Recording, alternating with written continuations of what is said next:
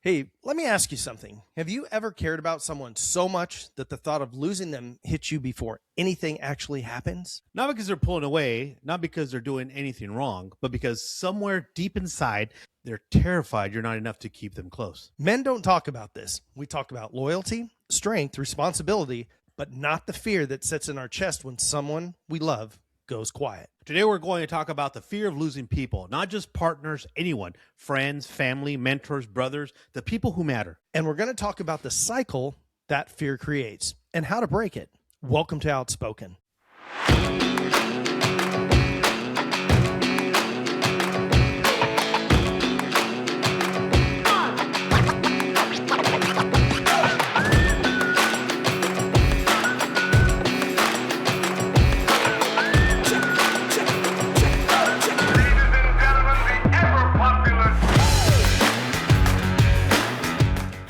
All right, everybody, welcome back to the channel. If you are new here, this is Joe and Jay Outspoken. Hey, before we get started, make sure and smash that like button, subscribe to Outspoken, and share the show with everyone you know. Hit that bell icon to get notified when we upload new episodes. So the fear of losing people is what this episode is titled, Joe. And I'm going to start off with a little bit of a story I have because I lost somebody. You know him, hung out, met him a couple times. Yeah. Have some of his stuff here. About 2 weeks and a day ago, he actually passed away. We're thinking about doing some kind of video on it. And I thought, you know what, I really want to kind of wait things out and talk to you about it before we did anything. But his name was David Adam Williams, also known as Adam the Woo on YouTube. And he had nearly 1 million subscribers and tons of videos and stuff like that. I'll throw a picture up here of when I was beardless and met him. This has been many years ago when I first met him. And, you know, we've traded some stuff back and forth. And so this whole conversation is going to be more over, you know, people that are living, obviously, that you may fall out of favor with or whatever. But the reason I bring this up is because he's somebody that I would have a little bit of conversation with and not really talk to for a long length of time. You know, life is busy. He had kind of his circle of friends and stuff like that. And you kind of lose contact with people. You don't really think about that until they're completely not here anymore, whether that's somebody passing away or that's somebody that just completely walks out of your life and maybe they change phone numbers, they move away or something like that. And now you don't have really a way to contact them. What does that do to our psyche? How do we feel about that? And I got to tell you, man, it has weighed on me pretty heavy for the last couple of weeks on Adam's passing, and that the fact that I didn't get back in contact with him because actually, and you know exactly which, I have this, and I'll put it up here. I have this plaque that is from the Haunted Mansion in Disneyland. And if you know Adam, he was like a huge Disneyland guy. Yeah. And I always liked that. I used to like Disney back in the day. I kind of fell out of, there's the non-liberal Disney. Yeah, back in the, and I always liked the Haunted Mansion because you know me, I always liked Halloween stuff and all that kind of thing. When he got his new place, which he just got like barely 2 years ago, I had sent him a message and said, hey man, you know,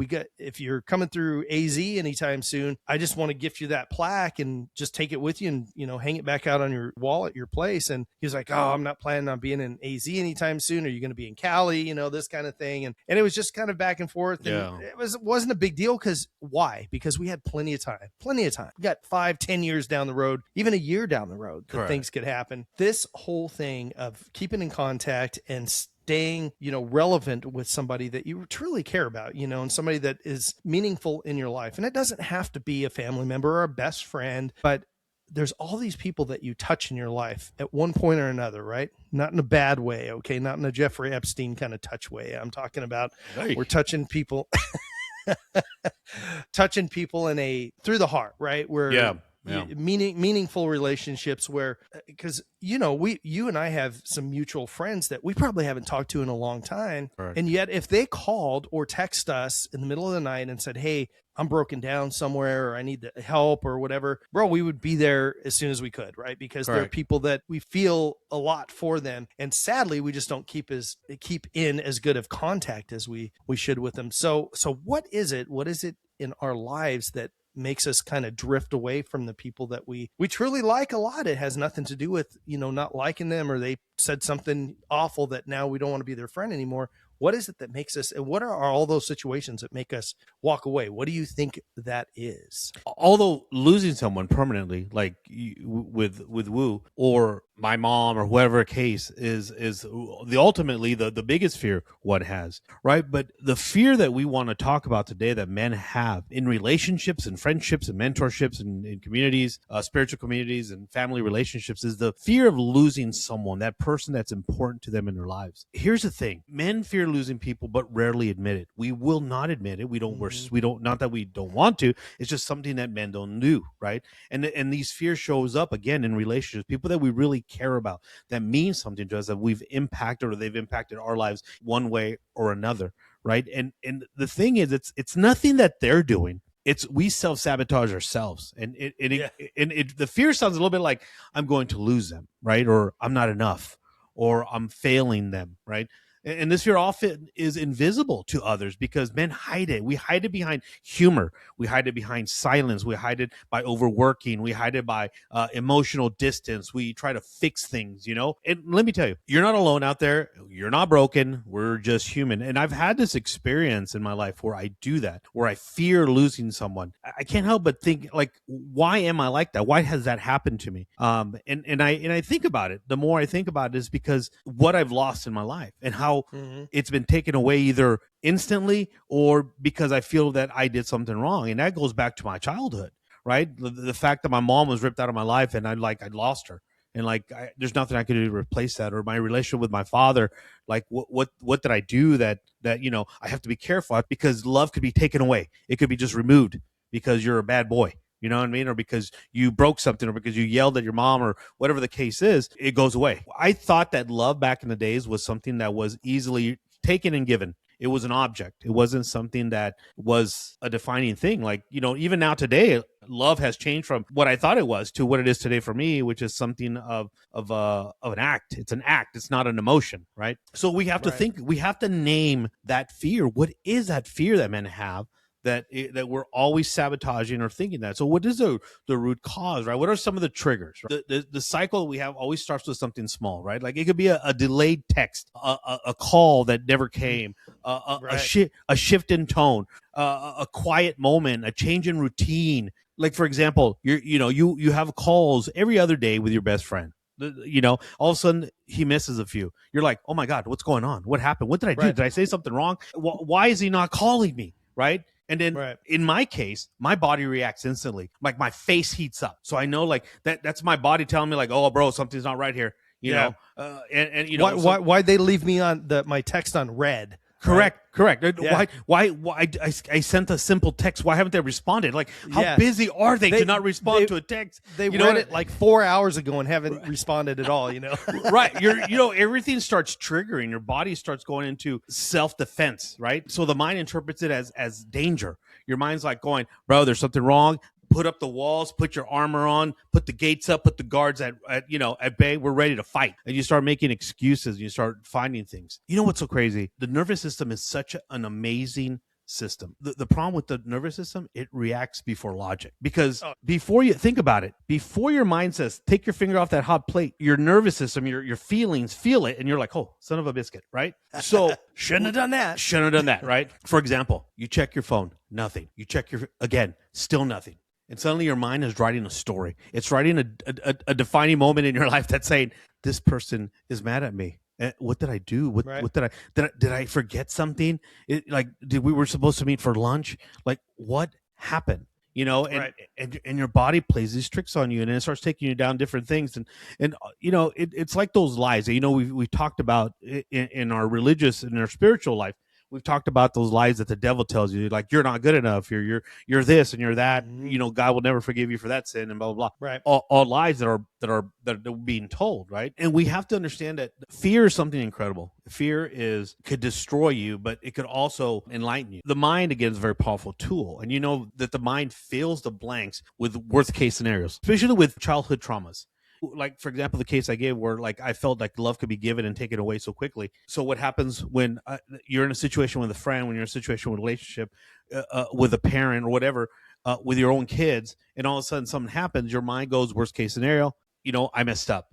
I'm not enough. they deserve better. I'm not a good parent, or I'm not a good boyfriend. I'm not a good husband, right? These stories feel real because they're familiar, not because they're true. And that's the thing about our minds. Our minds, they can't go without having blank spaces. You know that, right? They have to Yeah, fill in right. these holes. And so what because of our traumas, what do those holes get filled with? Worst case scenarios. Yeah. Right. That's Bro, I gotta tell you this little bit of a story. So years and years ago, I was in a relationship. You remember the girl I'm talking about? She was crazy as crazy could be. You said enough. I know Said exactly. enough. And bro, I remember driving home, not knowing if she was gonna be there. Like parked in the driveway, ready to argue. So sadly, my drives home would be anxiety, stress, going over in my head, okay, what is she going to be pissed off about today? What are we going to argue about today? Because she's not happy about anything, Right. There was always something going on. So I would preemptively put into my head all of these crazy notions of arguments and stuff. Now, here's the funny thing is that I would get home and everything would be fine for a little bit, or whatever. And then she would go into it and I'm like, here we are. This is exactly what I, preset in my head. And so why do we do that? Why do we put these things, we're like putting that out into the ether, these things that would be normally you would just assume, oh, la la la, rose colored glasses. I'm going to get home. Correct. Everything's going to be great. And all of a sudden now it's just this nightmare scenario, right? Somebody that's just crazy as a loon. Why do we start putting that into our head that, and I know people might put in comments here, because folks said that before to me. Why did you stay with that person? Well, it didn't start out that way, right? Correct. Crazy relationships never start. If they started out crazy and you stayed in it, well, it's obviously because you like that kind of thing. Get a little S&M, a little S&M. A little S&M, yeah. I love toxic relationships, right? Goes with my masculine toxicity, you know what I mean? Yeah, right.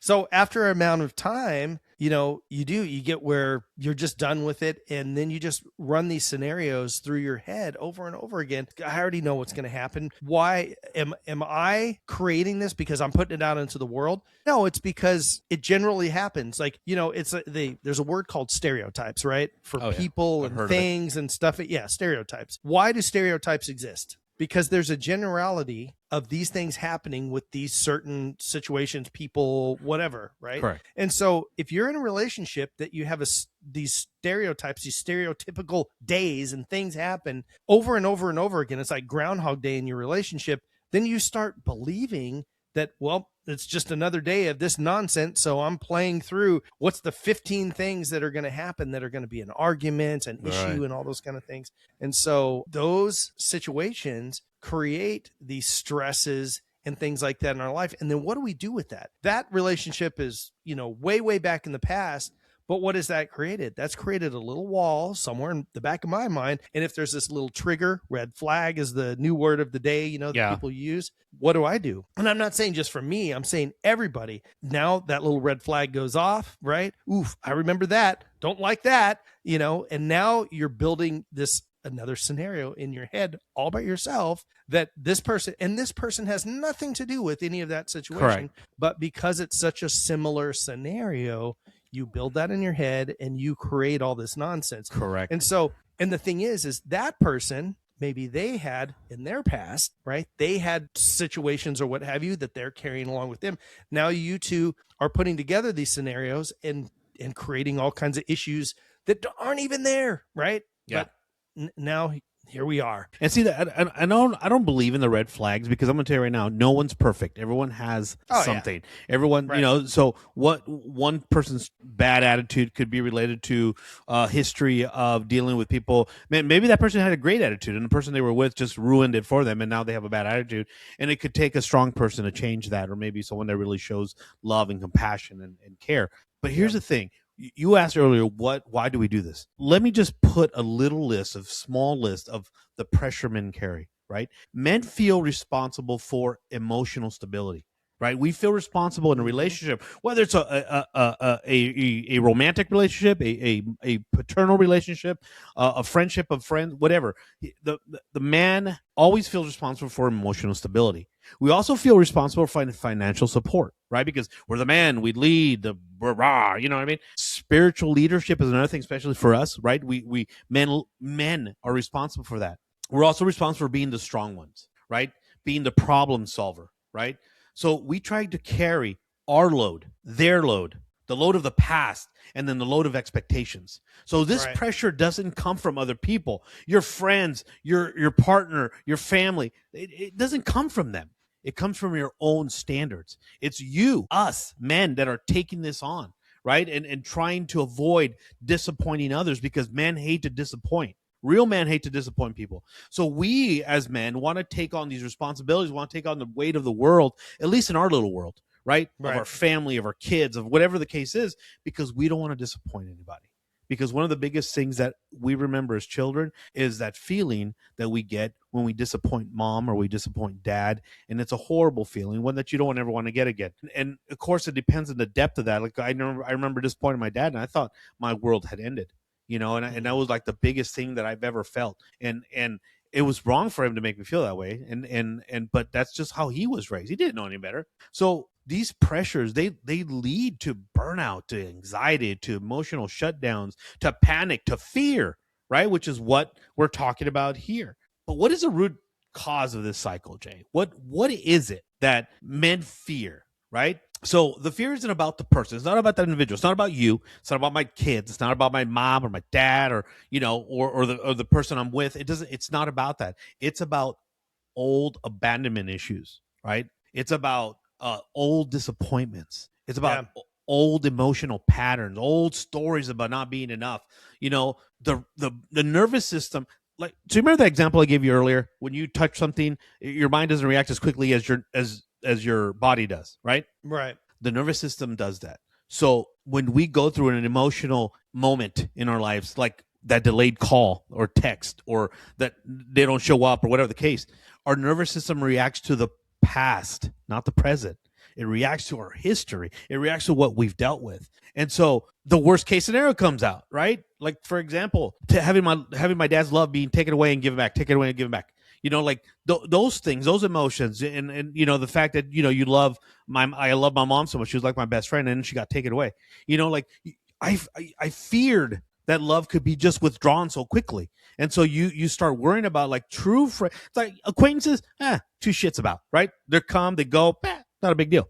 But people you truly care about, your friend, for example, you, like my kids, you fear that disappointment, fear losing that love, you fear. So you tried, your body, your nervous system goes into defense mechanisms like, oh, hold on, don't get too attached, don't get too emotional, fight back, stand back, there's fire in the road. It's crazy. And so that emotional memory is constantly working because you're not, again, your nervous system is responding to the past and not responding to the present.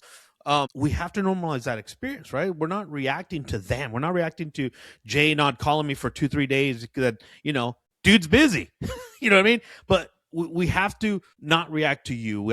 For example, I cannot react to you or to your actions. I have to react to my fear of losing you as a brother, as a friend. That's what I'm reacting to. That's my fear. Not that you've given me any reason to think that, our relationship is in danger. You know what I mean? And so I think it's important that men understand this, that there is a cycle, right? It's the trigger, it's the panic, it's the worst case scenario, the pressures of life, the self-doubt, the fears of loss, and then repeat cycle. Here we go again. What is it? The trigger, the panic, the worst. It just keeps going on and on and on. Right. And eventually you just wreck yourself. You're full of anxiety, and eventually you will end up losing somebody or damaging a friendship or something because of your state of mind, right? You want to be defensive, so you're like, you know what? I'm not going to call him as much because I feel I'm overbearing. I don't want to talk to them. Maybe I don't say the right things, or maybe he's not relatable, or maybe because he's on a different type or a different level of spiritual journey, I'm not matching it, and I'm more toxic than it. There's so many things that come to mind that you have to like decipher, and the worst thing is like, I'm just going to step back. And then in doing so, that other person thinks maybe I'm doing something wrong, and I'm going to step back, especially, and then before you know it, compounds. Yes, and before you know it, you've drifted apart. Yeah. Right. And you and I have talked about it before, bro, that what's one of the reasons that we don't, quote unquote, bug people, right? Exactly that word. We don't want to feel like we're bugging people, Correct. Right? Correct. And you and I talked about this, I don't know, go back 4 years ago, maybe 5 years ago or something like that, where why didn't we talk more? Well, because we're both adults and we're not gonna, and we've always been close, but it's like, well, I'm not gonna bug Joe about that because this is a thing that drives women crazy, right? When they ask men, they're like, "What'd you do today?" "Oh, I met up with Joe." "Oh, how's his kids doing?" I don't know. I'm pretty sure they're doing pretty good." "Oh, well, how did you know?" And it's like, so you didn't talk to him about anything? Like we did, but it wasn't about that. Yeah, no. Like if something's wrong with Joe's kids, he'd tell me. Like I don't need to ask. Like exactly, and that's the thing. And like relationships and stuff. Are you still seeing that girl? Are you not? If you are or aren't, you're gonna tell me. If not, you know. And we don't bug each other with that kind of stuff. Now, all of that's changed, like I say, within the last especially in the last 2 to 3 years, I'd say, but probably about 4 years ago is when everything started to, when you were in Michigan and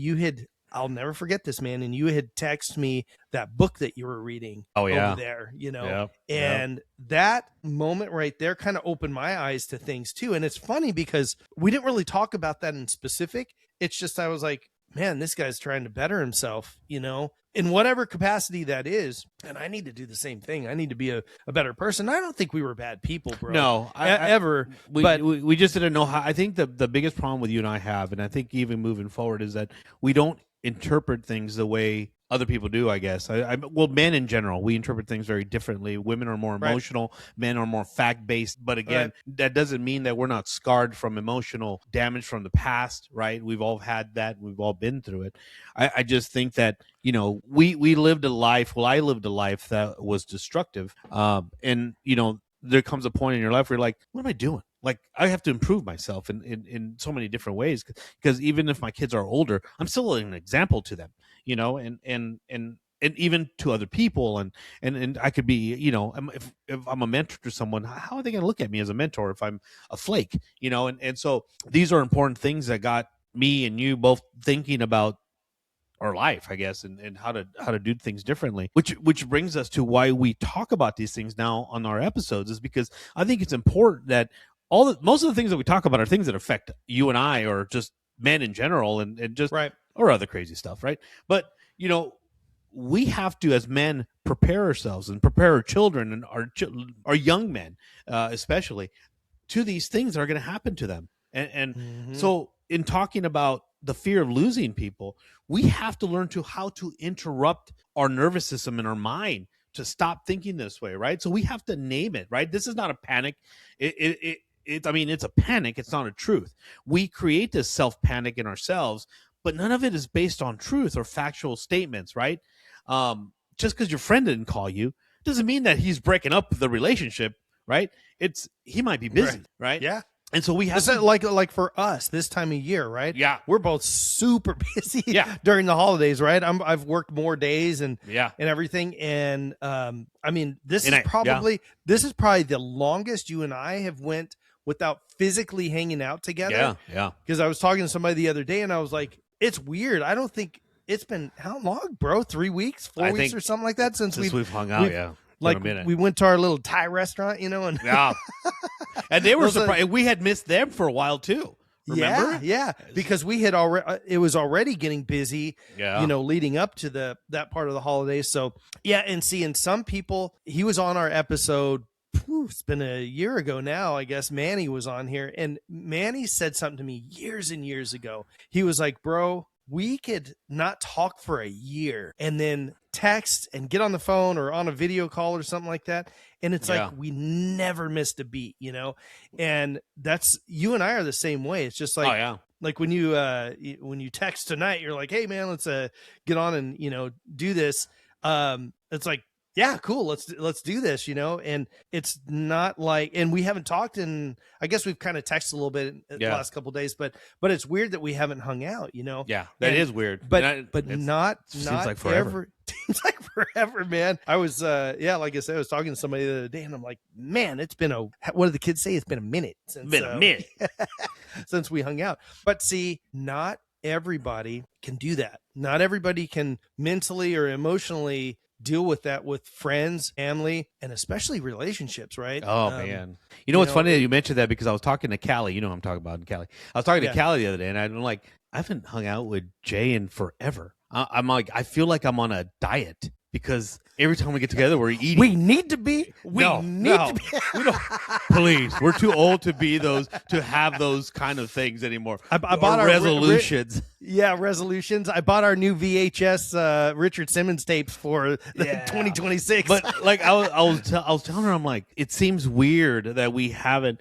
But you know, if thinking back, when I worked at the other company, it was the same thing. We hardly were able to hang out because my schedule was all over the place, right? Yeah. But for some reason now, you know, we think, and I'm like, man, it's been a minute. I don't know why, but you know, I feel like everything's like changed, you know, and again, this is another reason why this episode is kind of important because we start having our minds think different things. Like, what's going on? There's our friendship in danger. Is he like? Did he find a new best friend? You know, like you start thinking these weird thoughts, you know. So in fact, the people we have to as men under. Well, I was going to say, in fact, the people that are like kind of like you said earlier, acquaintances, bro, they must think I hate them because I don't talk to them at all, man. At least once in a while, there's a text in there somewhere, you know. So I know. So that's why I think it's important that we need to name what the truth of it. The truth of it is this is not it. This is panic. We panic when these things happen, but it's not truth. It's not set in truth. It's nothing that they've said that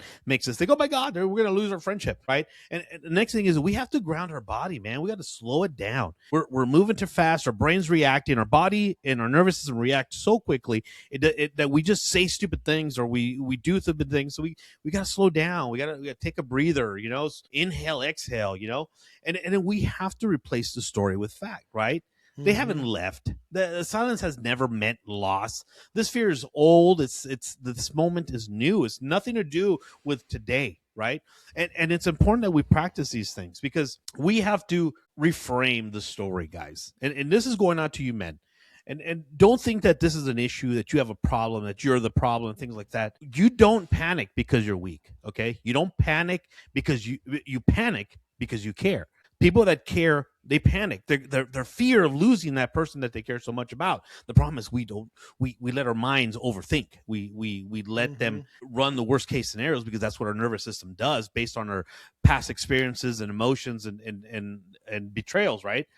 You don't fear losing people because they're leaving. You fear for losing them because they matter, because you care about them, right? And that's important. 100%. And you don't need to be perfect to keep. Yeah, and you don't need to be perfect to keep people close. You don't, because no one's perfect. And when you said that many times, you just need to be present. You need to be consistent, and you need to be honest. One of the biggest things is honesty, and we lack that nowadays, right? So you have to ensure that we don't let our minds get the best of us, you know. And I think that it's important that men support each other. It's important that men, when you know we see each other, it's like, hey, man, keep it up, brother. You know, even if we don't know the person, you don't know what they're going through. They might understand it, you know. And this is important that we always.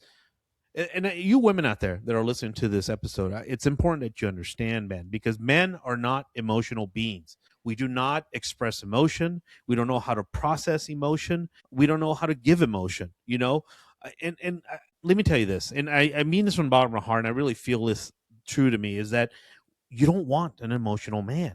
You really don't. You don't want a man that stands by you and cries with you, telling you, guess what happened today at work? You know, you don't want that, because then subconsciously you start thinking like, wait a minute. This man is supposed to support me with my issues, my emotional distress. He's my rock. He's my foundation. And now he's collapsing. Like panic sets in. So remember this. And this is the thing that I want men to walk away with. You're not supposed to carry every load. Not all of it. It's not your responsibility. It's a shared responsibility amongst friends, amongst family, relationships.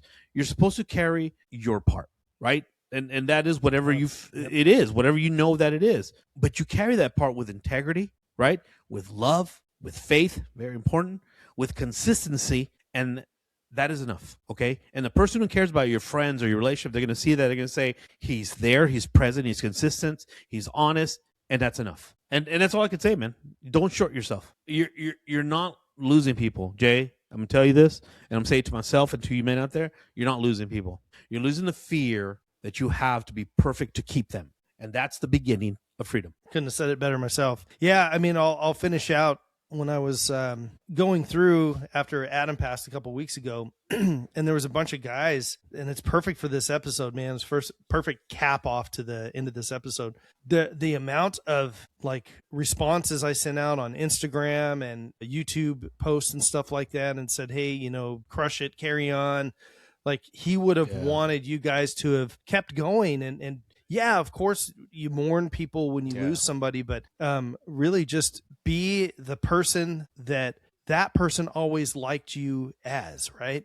Like a lot of times we put up this false thing, and we have to be, you know, guarding of our emotions and our psyche and all this kind of stuff. And so just know that true friends, true relationships, people that are family, friends, romantic relationships, accept you for who you are. And if they don't, they're probably not meant to be in your life anyways, you know, to an extent. So just always remember that. And amen, brother. Guys, amen. Everybody definitely watch out for your friends. I know we've had a few episodes like this talking about call your friends and all this kind of stuff. And man, it means more now than it ever has. We're moving into 2026. Here we are, you know, and we're right. It's just crazy that we're already here. Make this the best year ever. Every year needs to be the best year ever. So with that said, before we get out of here, make sure and smash that like button and subscribe to Outspoken. Share the show with everyone you know, and hit the bell icon to get updated whenever we upload new episodes. Well, like we always like to say, take care of one another. Do better, be better. And as always, God bless America. God bless America. Have a good one, guys. We'll see you again next week. See ya.